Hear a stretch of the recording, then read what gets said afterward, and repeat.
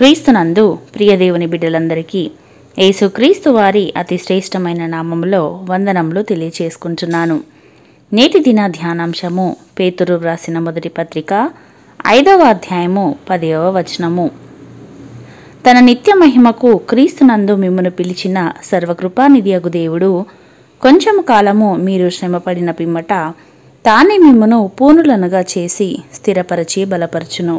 ప్రియులారా, అనేక మార్లు మనమందరము కూడా మన చుట్టూ ఉన్న వారిని చూసి వీళ్ళందరూ దైవ భయము లేకుండా జీవిస్తుంటే, పాపము పుణ్యము అంటూ ఆలోచించకుండా ప్రతి ఒక్కరూ తమకు ఇష్టము వచ్చినట్లుగా జీవిస్తుంటే, అన్యాయముగా అక్రమమైన మార్గములో సులువుగా సంపాదించి వేలకు వేలు దాచిపెడుతుంటే, కార్లు కొంటూ బంగళాలు కడుతుంటే 2-3 సంవత్సరాలలోనే మన కళ్ళ ముందే ఇంత స్థితికి ఎదుగుతుంటే, నీతి, నిజాయితీ, యథార్థత, దేవుడు అంటూ ఆలోచిస్తూ వాటిని పట్టుకొని వేలాడుతూ ఇంకా ఇక్కడ పడి ఉన్నాము, ఇక్కడ ఏడుస్తున్నాము, దేవుడు దేవుడు అంటుంటే కష్టాలు పెరుగుతున్నాయే తప్ప తీరడం లేదు, ఏమి ఉపయోగము దీని వలన, ఎందుకు ఈ భక్తి అంటూ లోకమంతా ఒకవైపు ఉండగా మనము మాత్రమే ఎందుకు ఇలా ఉండాలి అంటూ ఆలోచిస్తూ సనుగుతూ గొనుగుతూ ఉంటారు.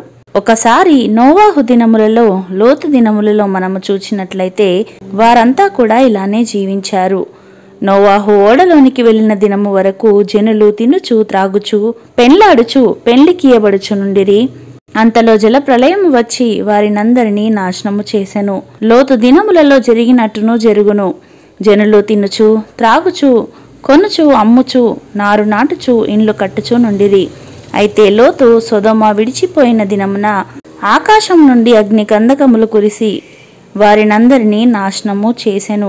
అయితే దేవుడు పూర్వకాలమందున్న లోకమును విడిచిపెట్టక భక్తిహీనుల సమూహము మీదికి జలప్రలయమును రప్పించినప్పుడు నీతిని ప్రకటించిన నోవాహును మరి 7 కాపాడెను.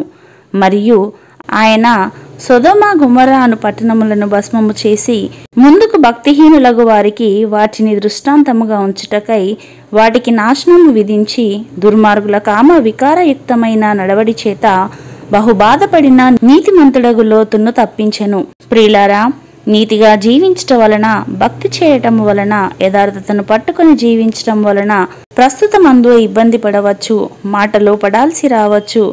అయితే దేవుని రాకడ సమయంలో, మన మరణ సమయంలో మనము ఉగ్రత నుండి తప్పించబడతాము. యేసుక్రీస్తునందు విశ్వాసం ఉంచుట ద్వారా మనము పొందుకున్న, మనకు ఆపాదించబడిన నీతిని బట్టి మనము రక్షింపబడతాము. కాబట్టి తన నిత్య మహిమకు క్రీస్తునందు మిమ్మును పిలిచిన సర్వకృపానిధియగు దేవుడు కొంచెము కాలము మీరు శ్రమపడిన పిమ్మట తానే మిమ్మును పూర్ణులనుగా చేసి స్థిరపరిచి బలపరచును అని వాక్యము సెలవిస్తుంటున్నది. ప్రస్తుతమందు సమస్త శిక్షయు దుఃఖకరముగా కనబడునే గాని సంతోషకరముగా కనబడదు. అయినను దాని అందు అభ్యాసము కలిగిన వారికి అది నీతి అను సమాధానకరమైన ఫలమిచ్చును అని వాక్యము సెలవిస్తుండగా, అట్టి వాక్యమును గ్రహించి మనము కలిగి ఉన్న నీతిని, విశ్వాసమును, యథార్థతను విడవక గట్టిగా చేపట్టుకొని ముందుకు కొనసాగుదాము. అట్టి కృప దేవుడు మనలకందరికీ అనుగ్రహించునుగాక. ఆమెన్. ప్రార్థించుకుందాము. సర్వకృపానిధియగు మా దేవ, పరలోకమందు ఆసీనుడయున్నవాడా, మీ పరిశుద్ధమైన నామమును బట్టి తండ్రి మీకు వందనాలు.